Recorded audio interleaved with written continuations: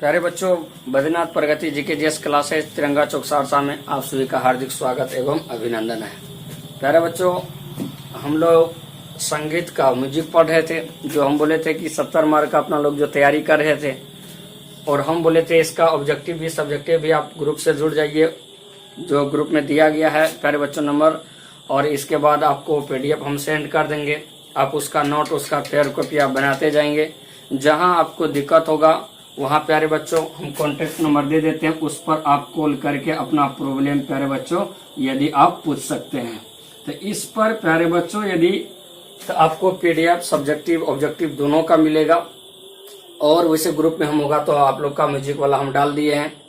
अब यदि उसमें प्यारे बच्चों हम लोग इस म्यूजिक का दूसरा वीडियो अपना लोग पढ़े थे, 2 वीडियो आपको डाल चुके हैं। यदि आपको तीसरा पढ़ते हैं, और हम बोले थे कि म्यूजिक को अच्छा से पढ़िएगा, अच्छे मार्क आ जाएगा, वैसे देख लीजिए यह सब्जेक्ट छोटा है लेकिन मार्क बहुत अधिक आता है, क्योंकि 30 मार्क प्रैक्टिकल हो जाता है। तो चलिए प्यारे बच्चों, अपना लोग हंसते रहिए, मुस्कुराते रहिए, पढ़ते रहिए, तैयारी करते रहिए, अपने पूरा के साथ साथ अपने माँ बाप का सपना पूरा करते रहिए। चलते हैं अपना लोग अपना पॉइंट पर। चलिए प्यारे बच्चों, अपना लोग आप लोग बताइए कि यदि हम लोग इस म्यूजिक में जो पढ़ रहे थे वह पढ़ रहे थे कौन सा वर्ण पढ़ रहे थे, कौन सा चीज पढ़ रहे थे? वर्ण। तो अब प्यारे बच्चों यदि इस वर्ण के बारे में तो हम बताए थे, इस वर्ण की संख्या 7। तो आप लोग को हम बताए थे यदि सप्तक की संख्या पूछे 7, वर्ण की संख्या पूछे 7, और यदि इस शुद्ध स्वर की संख्या पूछे तो कितना हो जाएगा? 7। अब यदि अपना लोग प्यारे बच्चों इस म्यूजिक में जो पढ़ रहे थे वह आपको वर्ण पढ़ रहे थे। तो वर्ण जब पढ़ रहे थे तो वर्ण यदि हमने डिफिनेशन दिया था प्यारे बच्चों इस वर्ण का कि गाने की प्रत्यक्ष क्रिया को, गाने की प्रत्यक्ष क्रिया को वर्ण कहा जाता। मतलब गाने में जो हम वर्ड का प्रयोग करते हैं, जैसे सा रे ग म प ध नि सा, तो उस गाने में जिसका हम प्रयोग करते हैं, इसी सब के गीत संगीत बना हुआ, जितना वर्ड बना हुआ, कीवर्ड बना हुआ है संगीत का, इसी 7 स्वर से बना हुआ है। तो उसका जब प्रयोग नहीं करेंगे तो गीत संगीत हम नहीं गा पाएंगे, नहीं हम बजा पाएंगे। इसलिए प्यारे बच्चों गाने की प्रत्यक्ष क्रिया को क्या कहा जाता है? वर्ण। आपको डेफिनेशन याद हो गया। लेकिन हम बताए थे प्यारे बच्चों इस वर्ण का यदि बात करेंगे तो वर्ण के प्रकार के बारे में हम लोग बात किए थे। यदि क्वेश्चन वर्ण के प्रकार के बारे में यदि बात होगा तो आप एक ऑब्जेक्टिव क्वेश्चन याद रखेंगे। वर्ण 4 प्रकार के होते हैं। वर्ण की संख्या पूछेगा तो 7 याद रखना। यहाँ हम प्रकार प्यारे बच्चों बता रहे हैं, टाइप्स बता रहे हैं कि वर्ण के प्रकार। अब वर्ण कितने प्रकार? 4 प्रकार के।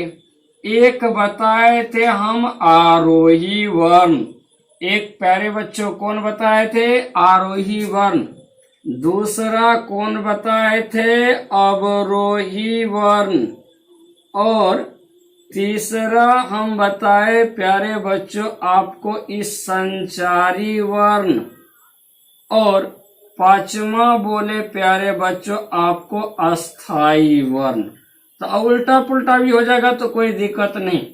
याद हो गया वर्ण का कितने प्रकार? बोलिए वर्ण कितने प्रकार? 4 प्रकार। कौन कौन? आरोही, कौन? अवरोही, तीसरा संचारी, और चौथा सॉरी प्यारे बच्चों चौथा क्या हो गया? अस्थाई वर्ण। तो अपना लोग आरोही वर्ण को पढ़े थे, अवरोही, संचारी, अस्थाई को हम लोग पढ़ेंगे।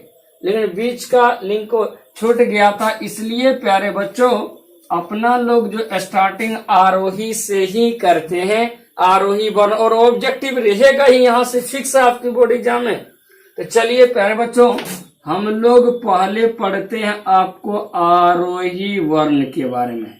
तो आरोही वर्ण प्यारे बच्चों, तो पहले यहाँ से डिफिनेशन यदि हम लोग जानते हैं, क्योंकि डिफिनेशन भी इसका क्वेश्चन पूछ देगा कि आरोही वर्ण किसे कहा जाता है। तो जब डिफिनेशन स्वरों के चढ़ते कर्म, स्वरों के चढ़ते कर्म या बढ़ते कर्म स्वरों के चढ़ते क्रम या बढ़ते क्रम को आरोही वर्ण कहते हैं। आरोही वर्ण कहते हैं। स्वरों के चढ़ते क्रम या बढ़ते क्रम को आरोही वर्ण कहेंगे। तो ऑब्जेक्टिव यहाँ बन जाएगा, स्वरों के चढ़ते क्रम क्या बोलेंगे? आरोही वर्ण। या बढ़ते क्रम को क्या बोलेंगे? आरोही वर्ण। यहाँ ऑब्जेक्टिव भी हो गया, परिभाषा भी हो गया। तो आप प्यारे बच्चों, यदि वर्ण तो यही है, सा है, रे है, ग है, म है, प है, ध है, नी है और सा है। यह प्यारे बच्चों सा क्या होता है? साइलेंट होता है। तो हम बताए थे सा का कोड 1, रे 2, ग 3, म 4, प 5, ध 6, नी क्या हो गया? 7। इसका प्यारे बच्चों आप क्या करेंगे? 1-2 बार लिख करके या सारे गामा पौधा निशा इसका क्रम अनुसार से आप याद कर लेंगे। यह याद 1-2 बार करने के पश्चात या कभी भी आप पढ़ते जाएंगे सा रे ग म प ध नी सा।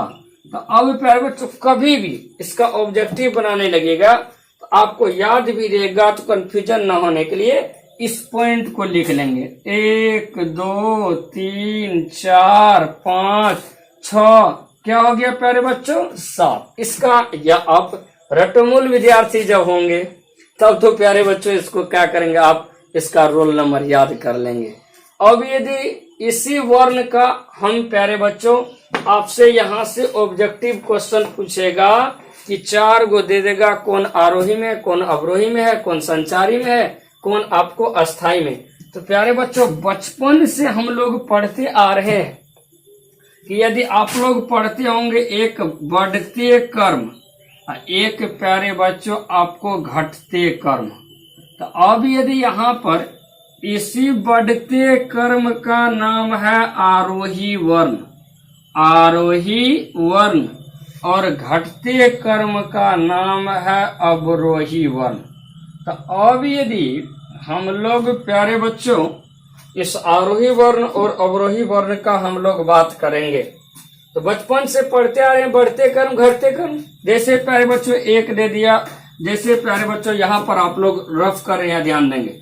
जैसे 5 दे दिया, 2 दे दिया, 1 दे दिया, 7 दे दिया, 9 दे दिया, 8 दे दिया, 3 दे दिया। इसको प्यारे बच्चों आपको कहा जाएगा आरोही कर्म में सजाइए या बढ़ते कर्म में आपको सजाइए। तो बढ़ते बड़ा में बड़ा वाला नहीं लेना है, बढ़ते वाला में प्यारे बच्चों छोटा वाला लेना है। इस बढ़ते को ही आरोही कहते हैं, बढ़ते को ही क्या कहते हैं? आरोही कहते हैं। तो इस आपको बढ़ते वाला में बड़ा संख्या नहीं लिया जाता है, छोटा संख्या लिया जाता है। कौन लेंगे? 1, कौन लेंगे? 2, कौन लेंगे? 3, कौन लेंगे? 5, कौन लेंगे? 7, कौन लेंगे? 8, कौन लेंगे? 9।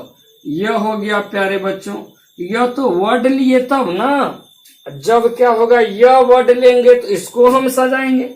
अब पहले यह हो गया प्यारे बच्चों आपको बढ़ते कर्म। कौन कर्म? बढ़ते कर्म, या इसी को कहा जाएगा आरोही कर्म। मेरा एग्जाम्पल समझिए, इसके बाद आपका सॉल्व होगा। अब प्यारे बच्चों अवरोही, अवरोही मतलब घटते, तो घटते कर्म की बात होगा। तो वहां प्यारे बच्चों जब आपसे क्वेश्चन पूछा जाएगा प्यारे बच्चों आपको अवरोही वर्ण में सजाइए, अवरोही वर्ण में सजाइए मतलब घटते कर्म। कौन कर्म प्यारे बच्चों? घटते कर्म। तो अब यदि हम बात करेंगे यहाँ आरोही में मतलब घटते में, तो घटते वाला में हम छोटा नहीं, हम लेते हैं बड़ा। तो कौन हो जाएगा? 9, कौन हो जाएगा? 8, कौन हो जाएगा? 7, कौन हो जाएगा? 5, कौन हो जाएगा? 3, कौन हो जाएगा? 2 मतलब 1। मतलब जब आरोही बढ़ते हमको याद रहेगा, इस आरोही वर्ण या बढ़ते कर्म का उल्टा जो होता है, विपरीत जो होता है, वो अवरोही हो जाता है, सीधा याद रखना। तो यह तो वर्ड लेकर हम लोग चर्चा किए। अब यदि प्यारे बच्चों आपको जैसे वर्ड दे देगा, ध्यान देंगे यहाँ आरोही अवरोही से यदि, तो अब जैसे आपको दे दिया प्यारे बच्चों, आपको दे दिया सा, जैसे दे दिया आपको नी, जैसे दे दिया रे, जैसे दे दिया प, जैसे दे दिया ध, जैसे दे दिया आपको म, जैसे आपको दे दिया ग। तो अब यदि हम लोग बात करेंगे तो यह वर्ड 1 2 3 4 5 6 7, जैसे यह वर्ड आपको प्यारे बच्चों दिया हुआ है, अब इसको कहा जाएगा कि आरोही वर्ण में सजाइए या प्यारे बच्चों अवरोही वर्ण में सजाइए। तो पहला आरोही अवरोही की यदि बात होगा, उल्टा पुल्टा आपको दे देगा। पहले तो इसका कहीं हम बोले थे रफ में लिख लेना, या याद है तो कोई दिक्कत। तो सा का कोड कितना 1, नी का कोड कितना है 7, रे का कोड कितना है 2, प का कोड कितना है 5, ध का कोड कितना है 6। इसके बाद यदि इस म का कोड कितना है 4, इसके बाद ग का कोड कितना है 3। पहले इसका अब तो हम निफिकिर समझाएंगे। तो आप बोर्ड एग्जामिनर पूछे कि यदि आप किसमें सजाना चाहते हैं, कि यदि आरोही में कि अवरोही में, जिसमें पूछ ले। तो मान के चलिए यहाँ पर हमको पूछ दिया आरोही वर्ण, कौन वर्ण? आरोही वर्ण। इसी आरोही वर्ण को हम कहते हैं प्यारे बच्चों बढ़ते कर्म। क्या कहते हैं? बढ़ते कर्म। इसको आरोही वर्ण में सजाना है, मतलब बढ़ते कर्म में सजाना है। तो बड़ा वाला को नहीं लेंगे, किसको लेंगे? छोटा वाला को लेंगे। पहले कौन आ जाएगा? सा, तब इसके बाद कौन आ जाएगा? रे, तब इसके बाद कौन आ जाएगा प्यारे बच्चों? आपको ग। जैसे प्यारे बच्चों आपको इसके बाद कौन आ जाएगा? म। इसके बाद कौन आ जाएगा? प। इसके बाद कौन आ जाएगा? ध। इसके बाद कौन हो जाएगा? नी। यह सजा दिए। यह हो गया आरोही वर्ण या बढ़ते कर्म हो गया। मतलब जैसे सारे गमा पधनी से लिखा हुआ है वैसे यदि हम लिख देंगे तो वह हो जाएगा आरोही वर्ण में सजा हुआ या बढ़ते कर्म। कभी कभी प्यारे बच्चों इसमें से कुछ वर्ड को लुप्त कर देगा। जैसे प्यारे बच्चों आपको जैसे प को लुप्त कर दिया, जैसे आपको म को लुप्त कर दिया। अब कहेगा कि यदि आप आरोही वर्ण में सजाइए। अब कुछ तो वर्ड नहीं है, तो अब यदि आरोही वर्ण में दे दिया तो पहले कौन आ जाएगा? सा, फिर इसके बाद कौन आ जाएगा? रे, इसके बाद कौन आ जाएगा? ग, इसके बाद कौन आ जाएगा? ध, इसके बाद कौन आ जाएगा? नी। मतलब इसका कोड यदि याद है तो इसका 1, यदि रे का कोड 2, ग का कोड कितना हो गया? 4, ध का कितना? 6 7। देखिए छोटा से बड़ा की ओर बढ़ते क्रम में क्लियर हो गया प्यारे बच्चों। इस तरीका का जैसे सजा हुआ देखेंगे कि स्वर कर्मानुसार जैसे ही देखेंगे सजा हुआ, उसको प्यारे बच्चों डायरेक्ट मारेंगे बढ़ते क्रम, या उसको क्या मारेंगे? आरोही वर्ण। 4 को ऑप्शन दे देगा उल्टा पुल्टा। जैसे दे दिया आपको नी दे दिया, जैसे ध दे दिया, जैसे ग दे दिया, तो मान के चलिए रे दे दिया, सा दे दिया। जैसे प्यारे बच्चों आपको दे देगा सा रे रे, जैसे दे देगा सा दे देगा, जैसे नी दे दिया, ध दे दिया। इसी तरीका से प दे दिया, तो जैसे ए ऑप्शन, या हो गया बी ऑप्शन, या हो गया सी ऑप्शन, या हो गया डी। आपको कहेगा निम्नलिखित में से कौन आरोही में है? तो जो कर्म अनुसार रहेगा उसको क्या मारेंगे? आरोही में। तो यह उल्टा हो जाएगा, यह अवरोही हो जाएगा। यह दूसरा है, यह दूसरा आगे हम लोग पढ़ेंगे। तो यह हम मारेंगे ऑप्शन में कौन हो जाएगा? यह वाला पार्ट हो जाएगा। तो प्यारे बच्चों आप कॉपी पर लेकर इसका क्या करें, 1-2 बार करेंगे प्रैक्टिस अपने आप। प्यारे बच्चों आरोही समझने में आपको कोई दिक्कत नहीं रहा होगा। तो अब प्यारे बच्चों हम लोग जो पढ़ते हैं आरोही के बाद दूसरा यदि हम लोग पढ़ते हैं आपको अवरोही। तो जो बच्चा प्यारे बच्चों आरोही समझ गया उसे अवरोही समझने में कोई दिक्कत नहीं होगा। अब यदि कहेगा अवरोही किसे कहा जाता है या अवरोही वर्ण किसे कहा जाता, अवरोही वर्ण। तो अब यदि हम कहेंगे स्वरों के उतरते कर्म, स्वरों के उतरते कर्म या घटते कर्म, स्वरों के उतरते कर्म या घटते कर्म को अवरोही कहा जाता है, अवरोही कहा जाता है। तो अब हमने बात किया प्यारे बच्चों, अवरोही वर्ण का परिभाषा याद रखेंगे, एक ऑब्जेक्टिव यही बन जाएगा कि स्वरों के उतरते कर्म या घटते कर्म को क्या कहा जाता है, अवरोही वर्ण कहा जाता है। अब बोले थे घटते कर्म में सीधा उल्टा देना है, यहाँ से क्या हो जाएगा, नी हो जाएगा, क्या हो जाएगा, ध हो जाएगा, क्या हो जाएगा, प हो जाएगा, म हो जाएगा, ग हो जाएगा, रे हो जाएगा, कौन हो जाएगा, सा हो जाएगा। तो अब यह 7 हो गया, 6 हो गया, 5 हो गया, 4 3 2 1, अपन अपन घर देख। तो अब प्यारे बच्चों यहाँ यदि बात करेंगे तो यह देखिए स्वर उतर रहा है, चढ़ नहीं, इधर से चढ़ नहीं रहा, स्वर उतर रहा है।